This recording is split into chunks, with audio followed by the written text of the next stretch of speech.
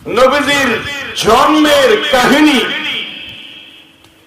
জন্মের যেই অলৌকিক ঘটনা, নবী দুনিয়াতে তাশরীফ আনছেন, নবীর জন্ম হয়েছে কিভাবে হয়েছে, জন্ম বেড়ে উঠেছেন কিভাবে, নবুয়তের আগে যে সময়, এ থেকেই মোটামুটি মিলাদুন নবী, রাসূলের মিলাদ, মাউলিদিন নবী, বাবু মাউলিদিন নবী সাল্লাল্লাহু আলাইহি ওয়াসাল্লাম হাদিস শরীফে বাবু আছে। তারা বলে যে মিলাদুন নবী নাকি আমরা মানি না। আমরা স্পষ্ট জানিয়ে দিতে চাই, রাসূলের মিলাদ আমরা মানি, ঠিক কিনা? রাসূলের মিলাদ মানে রাসূলের জন্ম। রাসূলের জন্ম হয়েছে 570 খ্রিস্টাব্দে।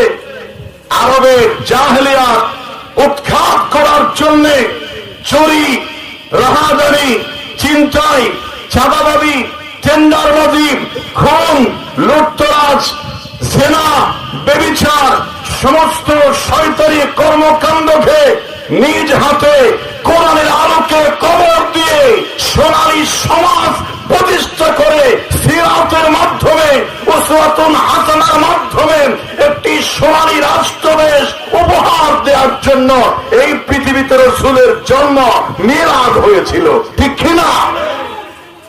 এটা না মানলে তো সিরাজে আসবেন কেমনে? গাছে যদি চারা না মানেন, বৃক্ষ আসবে কোথায় থেকে?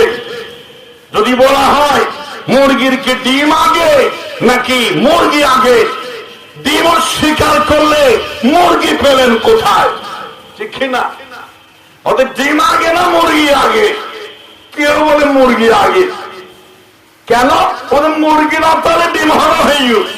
আবার কে হবে না ডিম আগে? ওদের কেন? ওদের ডিম না হলে মুরগি হরো হয়ে গেল, ঠিক না? রাসূলের মিলাদ, রাসূলের জন্ম আমরা মানি। স্পষ্ট বলে দিতে চাই, মিলাদ হলো রাসূল সম্পর্কে জানার নাম, রাসূলের জন্মের সম্পর্কে জানার নাম, ওখানে মানার কিছুই নাই।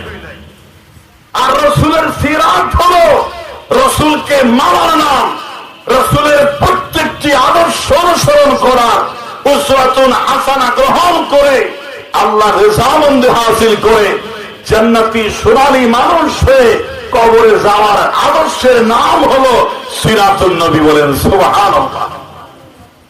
19 দিন ব্যাপী সিরাতুন নবীর মাহফিল হয়। ওখানে শুধু সিরাতের আলোচনা হয় না, রাসূলের মিলাদের আলোচনাও হয়। আবার রাসূলের মিলাদের